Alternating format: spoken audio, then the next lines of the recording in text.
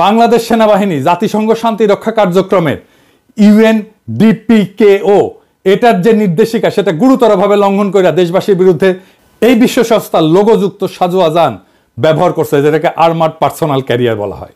অনেক ক্ষেত্রে BJP, police, RAB এবং আওয়ামী লীগের সশস্ত্র গোষ্ঠীগুলো মোতায়েনকৃত সামরিক বাহিনীকে ঢাল হিসাবে ব্যবহার করছে। এই সুযোগ নিয়ে এই সকল বাহিনী প্রতিবাদী নিরীহ নাগরিকদের উপরে নির্বিঘ্নে নিপীড়ন চালাইছে। ভিডিও চিত্রে আরো দেখা গেছে, যখন নিরস্ত আন্দোলনকারীরা আক্রান্ত হচ্ছিল তখন সেনাবাহিনী কোথাও তাদের রক্ষার জন্য আগায় আসেনি, নীরব দর্শকের ভূমিকা পালন করছে। বিপরীতে আইন শৃঙ্খলা রক্ষায় নিয়োজিত বাহিনীগুলা কোথাও কোণঠাসা হয়ে পড়লে সেনাবাহিনী সেখানে জনতার উপরে আক্রমণ চালাইছে, অগণিত গুলি ছুটছে এবং এতে অজস্র মানুষ হতাহত হয়েছে। 7 নাম্বার পয়েন্ট, যখন সেনাবাহিনী ও আধা সামরিক বাহিনী যৌথ অভিযান পরিচালনা করে তখন কমান্ড এবং নিয়ন্ত্রণ কাঠামো স্পষ্টভাবে সংজ্ঞায়িত হওয়া প্রয়োজন। সাধারণত এই ধরনের অভিযানে সুপিরিয়র ফোর্স অর্থাৎ সেনাবাহিনী নেতৃত্ব দেয়। তবে 2024 সালের জুলাই আগস্ট মাসে সেনাবাহিনী অধীনস্থ বাহিনী হিসেবে কাজ করছিল নাকি তারা নিয়ন্ত্রণ গ্রহণ করছিল সেটা তাদের বক্তব্যে স্পষ্ট না। এছাড়া এই অভিযান পরিচালনার জন্য কোনো যৌথ কমান্ড সেন্টার গঠিত হয়েছিল কিনা সে বিষয়ে সেনা সদর নিশ্চুপ থেকে কোনো একটা বড় সত্য আড়ালে রাখতে চাইছে।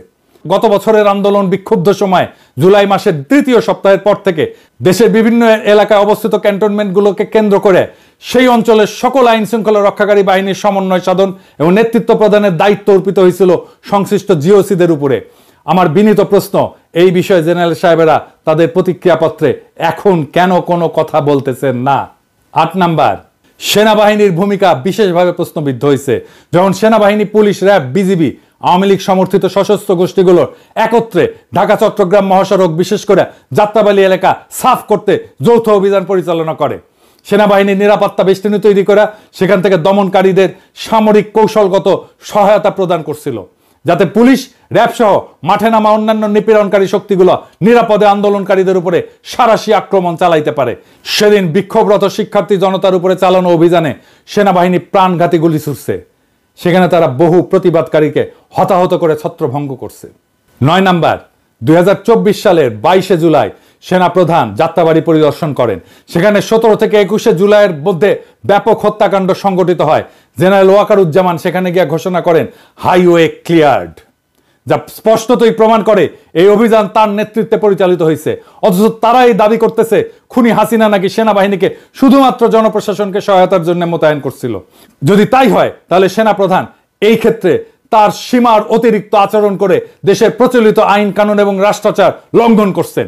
সেদিন তার যাত্রাবাড়ী পরিদর্শন এবং একই সময় সেখানে আইজিপি এবং র্যাবের মহাপরিচালকের উপস্থিতিকে একটা কাকতালীয় ঘটনা হিসেবে দেখানোর অপচেষ্টা হয়েছে, যা থেকে বোঝা যায় তারা এদেশবাসীকে এবং বিশ্ববাসীকে এবং জাতিসংঘকে বোকা এবং নির্বোধ মনে করে। 10 নাম্বার, সেনা সদর দপ্তরের প্রতিক্রিয়া 2(খ)(1) অনুচ্ছেদে প্রতিরক্ষা মন্ত্রণালয়ের নির্দেশনার কথা উল্লেখ করা হয়েছে। তবে এটা গুরুত্বপূর্ণ যে প্রতিরক্ষা মন্ত্রণালয় কোনো অভিযান সংক্রান্ত আদেশ বা অপারেশনাল অর্ডার জারি করে না। এই দায়িত্ব সশস্ত্র বাহিনী বিভাগের উপরে ন্যস্ত। তথ্য বিশ্লেষণ করে মনে হচ্ছে সশস্ত্র বাহিনীর প্রিন্সিপাল স্টাফ অফিসারকে, পিএসও, এএফডিকে হয়তো পাশ কাটায় দেওয়া হয়েছে। হয়তো সেই সময় এএফডির কোনো ভূমিকাই ছিল না, কার্যত নিষ্ক্রিয় করে রাখা হয়েছিল এএফডিকে। 11 নাম্বার, জনপরিসরে প্রদর্শিত বিভিন্ন ভিডিওতে সেনাবাহিনীর নির্দিষ্ট কিছু কর্মকর্তা এবং সদস্যদের দ্বারা পরিকল্পিত টার্গেট কিলিং এর নির্মম দৃশ্য দেখা গেছে। এছাড়া 2টা ব্রিগেডের কমান্ডারকে গণমাধ্যমের সামনে খুবই উস্কানিমূলক বক্তব্য দিতে দেখা গেছে। যদিও সেনাপ্রধান এই সকল দায়ী ব্যক্তিদের বিচারের আওতায় আনার প্রতিশ্রুতি দিয়েছিলেন, কিন্তু এখন পর্যন্ত অভিযুক্তদের বিরুদ্ধে কোনো আনুষ্ঠানিক তদন্ত, আদালত, কোর্ট অফ ইনকোয়ারি গঠনের খবর পাওয়া যায়নি। তারা এখনো সামরিক বাহিনীতে কাজ করতেছে। বিভিন্ন স্থাপনে আমরা যখন গিয়েছি, ওখানে যারা ছিলেন তারাও এক বাক্যে বলেছেন যে এখানে স্যার কোনো শিক্ষার্থীরা ছিল না, সমস্ত যা করেছে এটা একটা দুর্বৃত্তায়নের যারা সাথে জড়িত, দেশকে যারা নিশ্চিহ্ন করতে চায় তারাই করতে চেয়েছে। সেই পরিপ্রেক্ষিতে আমরা দেশের সম্পদ রক্ষার্থে আমরা নিয়োজিত হয়েছি এবং আমাদের সম্মানীয় সেনাবাহিনী প্রধানের নির্দেশে আমরা এই দুর্বৃত্তকে সমূলে নির্মূল করার জন্য যা করা প্রয়োজন আমরা সেটা করছি। আপনারা দেখছেন যে দেশের এখন জনমনে একটা স্বস্তি, অলরেডি 72 আওয়ার্স আমরা পার করেছি এবং জনমনে স্বস্তি এসছে। স্পষ্ট ভাষায় আমরা বলতে চাই যে বাংলাদেশ সেনাবাহিনী অত্যন্ত সুশৃঙ্খল একটি প্রশিক্ষিত পেশাদার বাহিনী। আমরা আমাদের কার্যপরিধি সম্বন্ধে আমরা জানি এবং যে উদ্দেশ্যে আমরা এসেছি যে দুর্বৃত্তদেরকে নির্মূল করা এবং জনমনে স্বস্তি ফিরে নিয়ে আসা, সেটা আমরা ইনশাল্লাহ পুঙ্খানুপুঙ্খভাবে করব এবং জনমনে দ্রুতই স্বস্তি ফিরে আসবে বলে আশা করি। 12 নাম্বার, যখন বিজিবি, র্যাব, পুলিশ এবং আওয়ামী লীগ সমর্থিত সশস্ত্র গোষ্ঠীগুলা নিরস্ত্র আন্দোলনকারীদের উপরে নির্বিচারে গুলি করে হত্যা করতেছিল, তখন সেখানে উপস্থিত সেনাবাহিনী খুন এবং জখমকারীদের কর্মকাণ্ডে কোনো একটা ক্ষেত্র বাধা দেয়নি। উপরন্তু দেখা গেছে সেখানে সেনাবাহিনীর উপস্থিতি এই সমস্ত খুনে বাহিনীকে হত্যাযজ্ঞ চালাইতে বেপরোয়া উৎসাহিত করে তুলছে। মোতায়েনকৃত সেনাবাহিনী মাঠে দায়িত্ব পালনরত বাহিনীগুলোর জন্য ঢাল হিসেবে কাজ করছে। তারা নিরস্ত্র মানুষের উপর সংগঠিত হত্যাকাণ্ড নিয়ন্ত্রণের জন্য কার্যত কোনো পদক্ষেপ নেয়নি। 13 নাম্বার, বাংলাদেশ সেনাবাহিনীর ভাবমূর্তি বিনষ্ট করার চূড়ান্ত ধাক্কা আসে 2024 সালের 5ই আগস্টের পর, যখন সেনাবাহিনী আনুমানিক 626 জন অভিযুক্ত হত্যাকারী এবং অপরাধীকে নিরাপদ আশ্রয় এবং পালিয়ে যাওয়ার সুযোগ দেয়। এই অভিযুক্তদের মধ্যে ছিল রাজনৈতিক নেতা, বিনা ভোটে নির্বাচনের এমপি, মন্ত্রী হওয়া কিছু দাগী লোক এবং র্যাব এবং পুলিশের উচ্চপদস্থ কিছু চিহ্নিত কর্মকর্তা। এদের অনেকেই জুলাই আগস্টে দেশব্যাপী সংগঠিত হত্যাকাণ্ডের সঙ্গে জড়িত ছিল। উচিত ছিল আলোচ্য অপরাধীদের আইন, আদালত এবং বিচারের হাতে তুলে দেওয়া, যাতে দেশে ন্যায় বিচারের নতুন ধারার সূচনা হতে পারে, কিন্তু কিছুতেই সেটা নিশ্চিত করা সম্ভব হয়নি এই সেনাপ্রধানের জন্য। 14 নাম্বার, মানবাধিকার লঙ্ঘনকারীদের সুরক্ষা দেওয়ার যে অপচেষ্টা সেনাবাহিনী চালাচ্ছে তা আইন অমান্যকারী কর্ম, যা শাস্তিযোগ্য অপরাধ। জাতিসংঘের প্রতিবেদনে উপস্থাপিত প্রমাণসমূহ মোকাবেলা করার লক্ষ্যে সেনাবাহিনী কোনো ধরনের স্বতন্ত্র তদন্ত সম্পন্ন বা পাল্টা প্রমাণ উপস্থাপন না করেই আলোচ্য রিপোর্ট সরাসরি অস্বীকার করে ফেলছে। জাতিসংঘের তথ্যানুসন্ধানী প্রতিবেদনটা ব্যাপক সাক্ষাৎকার, ফরেনসিক বিশ্লেষণ, ভিডিও প্রমাণ এবং বিশদ নথিপত্রের উপর ভিত্তি করে তৈরি করা হয়েছে। এর বিপরীতে সেনাবাহিনী তাদের সদস্যদের বিরুদ্ধে উত্থাপিত অভিযোগগুলির বিষয়ে কোনো স্বচ্ছ স্বাধীন তদন্ত পরিচালনা করেনি। এ ধরনের তদন্ত ছাড়া সেনাবাহিনীর পক্ষ থেকে জাতিসংঘের প্রতিবেদনের ফলাফল প্রত্যাখ্যান করা ভুল, উদ্দেশ্য প্রণোদিত এবং দায়িত্বজ্ঞানহীনতা। না হলে তিনি বা তারা এমন কাজ করতেন না।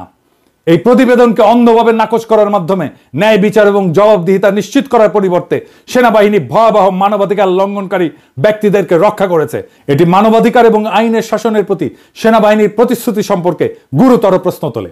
15 নাম্বার, মানবাধিকার লঙ্ঘনকারীদের জবাবদিহির আওতায় আনতে সেনাবাহিনীকে সহায়তা করতে হবে। আগায় না আসলে এদের কোনো উপায় থাকবে না। জাতিসংঘের প্রতিবেদনের ফলাফল প্রত্যাখ্যান করার পরিবর্তে সেনাবাহিনীর উচিত দায়িত্বশীল ভূমিকা পালন করা, অর্থাৎ স্বীকার করা যে মানবাধিকার লঙ্ঘন সংগঠিত হয়েছে এবং ন্যায় বিচার এবং জবাবদিহিতা নিশ্চিত করার জন্য তারা এখন কাজ করবে। তাদের প্রতি জনগণের আস্থা পুনরুদ্ধারের একমাত্র উপায় হলো সেনাবাহিনীর মধ্যে যারা এই ধরনের অপরাধের সঙ্গে জড়িত ছিল তাদের চিহ্নিত করে যথাযথ আইনি ব্যবস্থা গ্রহণ করা। সেনাবাহিনীকে অবশ্যই তদন্তকারীদের সঙ্গে সহযোগিতা করতে হবে, সামরিক নথিপত্রের উপরে প্রবেশাধিকার দিতে হবে এবং দোষীদের বিচারের আওতায় আনতে সহায়তা করতে হবে। এর মধ্যে কোনো যদি কিন্তু নাই। মানবাধিকার লঙ্ঘনকারীদের রক্ষা করার চেষ্টা করে সেনাবাহিনী নিজেই তার প্রতিষ্ঠানকে ক্ষতিগ্রস্ত করছে। এতে তাদের ভাবমূর্তি পুনরুদ্ধার হওয়ার পরিবর্তে মানবাধিকার লঙ্ঘনের অভিযোগ নিয়ে জনসাধারণের মনে সন্দেহ আরো গভীর হচ্ছে, এমনকি জাতিসংঘের মিশনে অংশ নেওয়া অনিশ্চিত হয়ে যাচ্ছে। বাংলাদেশের সেনাবাহিনীর নেতৃত্বকে বুঝতে হবে, তাদের ভাবমূর্তি পুনরুদ্ধার করতে হলে এর সদস্যদের বিরুদ্ধে উত্থাপিত অভিযোগ এবং মানবাধিকার লঙ্ঘনের ঘটনাগুলোকে সঠিক তদন্ত আবশ্যক। এর জন্য অপরাধীদের চিহ্নিত করাই আজ প্রথম কাজ।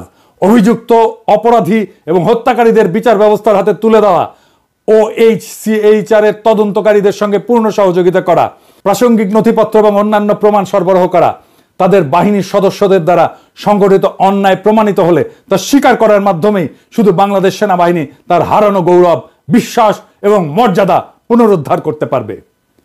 দুর্বিনীত আচরণ না করে জনগণের অনুগত হন। জনগণ আপনাদের রক্ষা করবে। আপনারা জনগণের দ্বারা নিযুক্ত, জনগণের অধীনস্থ বাহিনী। আন্তর্জাতিক সম্প্রদায়, জাতিসংঘ বাংলাদেশের জনগণের পক্ষে। কয়েকজন দুর্বৃত্ত জেনারেলের জন্য পুরো বাহিনীকে বিপদে ফেলবেন না। জেনারেল সাহেবেরা, আপনাদের বুদ্ধি বেশি হতে পারে কিন্তু আক্কেল কম। ভলকার তুর্ক সাহেবের কথাকে কাউন্টার দিতে গেলেন কোন আক্কেলে? কখনো কখনো চুপ থাকতে হয়। আপনারা যে কাউন্টার দিচ্ছেন তার অর্থ হলো ভলকার তুর্ক সাহেব মিথ্যা বলছে। ওয়াকার সাহেব, আপনারা কত সত্য বলেন ওইটা সারা দুনিয়ার মানুষ জানে। উঠতে বসতে হাসিনার মতো মিছা কথা বলেন। একটা এপিসোড লিখছিলাম ওয়াকারের যত মিছা কথা, 11টা মিছা কথা আইডেন্টিফাই করছিলাম, পরে আর দেই নাই। নেহাত মায়া কইরা, হাটের রুগী তো এত চাপ দেওয়া ঠিক হবে না। আঙ্গুল তুলে সাবধান করছিলেন না? আমরা জনগণের পক্ষ থেকে আঙ্গুল তুলে সাবধান করতেছি। জাতিসংঘের মিশনে যাওয়া আপনি আর আপনার দুর্বৃত্ত জেনারেলদের গোয়ার্তমির জন্য যদি বন্ধ হইয়া যায় আপনার কি অবস্থা হবে চিন্তা করে দেখেন। আমরা বিপ্লব করে আসছি, আঙ্গুল তোলারে আমরা ডরাই না। আমরা 18 কোটি জনতা চিক্কর দিলে উদ্ধত আঙ্গুল কানে দিতে হবে, নয়তো কানপট্টি ফেটে যাবে। কি কয়ে চিক্কর দিমু শুনে রাখেন, ইনকিলাব।